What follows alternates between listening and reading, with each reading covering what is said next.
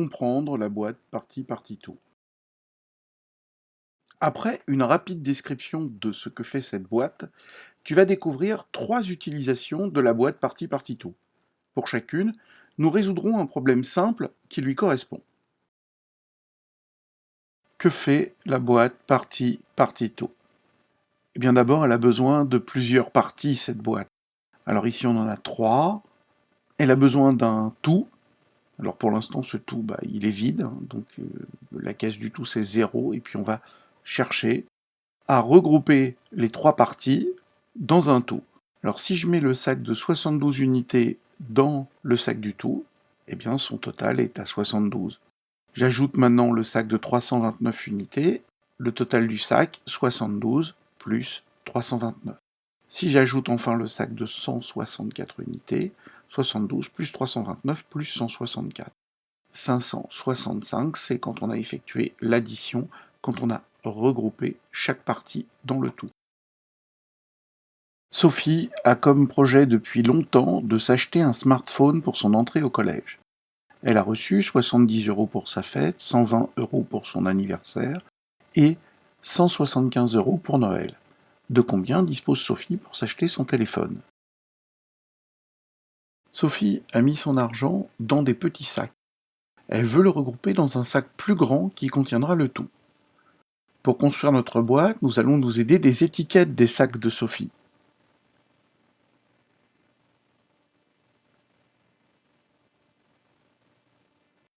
La case représentant ce qu'on le cherche, ici le tout, est coloriée en jaune pour construire un repère supplémentaire.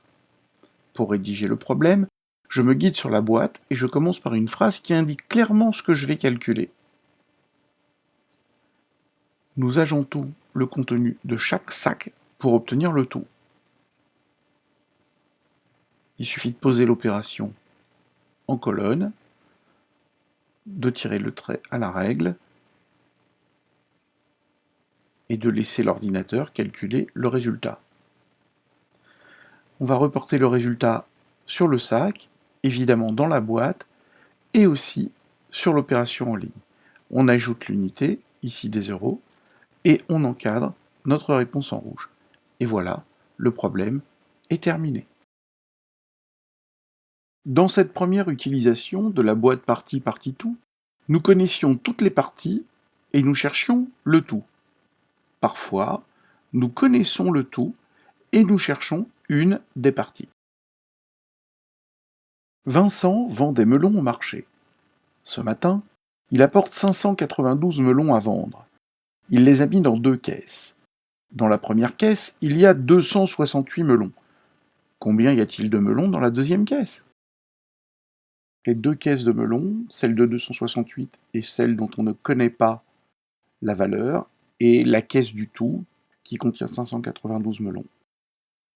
On va construire la boîte comme à l'habitude. Et on n'oublie pas de mettre en jaune ce qu'on cherche, et dans le cas présent, on cherche une des parties. La phrase de solution, sur le même modèle que tout à l'heure, je calcule la quantité de melons de la deuxième caisse, et je vais poser l'addition à trous, l'addition qui correspondrait normalement, part 1 plus partie 2 égale le tout. On sait maintenant que nous, on fait une soustraction.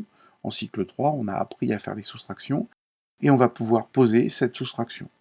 Je laisse l'ordinateur la faire pour moi, et on trouve 324 melons. Je n'ai plus qu'à écrire l'opération en ligne, reporter ma réponse dans l'opération en ligne et sur la boîte, noter l'unité et encadrer la réponse en rouge. Dans cette deuxième utilisation de la boîte partie tout, nous connaissions une partie et le tout, et nous cherchions la deuxième partie. Mais il reste une troisième utilisation de cette boîte, c'est lorsque nous cherchons toujours une partie, mais qu'il y en a plus de 2. Jean-Pierre, Laetitia et Mourad doivent remplir l'aquarium de la classe. Laetitia ajoute 116 litres d'eau, Mourad est certain d'avoir ajouté 98 litres d'eau, mais Jean-Pierre ne se souvient plus de combien d'eau il a ajouté. L'aquarium contient 350 litres d'eau et il est complètement plein. Combien de litres d'eau Jean-Pierre a-t-il ajouté? Prenons un aquarium, dans lequel on va ajouter les 116 litres d'eau de Laetitia et l'étiquette correspondante, les 98 litres d'eau de Mourad et l'étiquette correspondante, les litres d'eau ajoutés par Jean-Pierre qu'on ne connaît pas et l'étiquette correspondante. L'étiquette du tout et en jaune évidemment l'eau ajoutée par Jean-Pierre qu'on ne connaît pas. La phrase de solution, je calcule la quantité d'eau ajoutée par Jean-Pierre, et l'addition à trous habituelle, 116 plus 98 plus l'eau ajoutée par Jean-Pierre égale 350 litres d'eau. Il va falloir regrouper l'eau ajoutée par Laetitia et l'eau ajoutée par Mourad de façon à obtenir une seule partie. Pour ça, on va faire une addition pour calculer l'étiquette violette.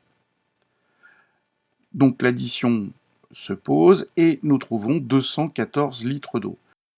On va écrire l'addition en ligne correspondante, 214, et on va cette fois pouvoir, comme la fois précédente, poser la soustraction correspondante. On va écrire cette opération en ligne, 350 moins 214 égale 136. On n'oublie pas de noter l'unité et d'entourer le résultat en rouge. On a aussi reporté 136 dans la partie jaune de la boîte. Voici les 3 utilisations de la boîte partie tout que tu as découvertes dans cette vidéo. Lorsqu'il y a plusieurs parties que tu connais et que tu cherches le tout, la boîte se construit de cette façon, avec en jaune le tout. L'opération en ligne à écrire est donc partie plus partie plus partie plus partie plus partie égale le tout. Lorsqu'il y a 2 parties et que tu cherches la valeur d'une partie, la boîte se dessine comme ça. L'opération en ligne à écrire est donc le tout moins la partie que l'on connaît égale la partie que l'on cherche. Lorsqu'il y a plusieurs parties, plus de 2, et que tu cherches la valeur d'une partie, la boîte se construit de cette façon.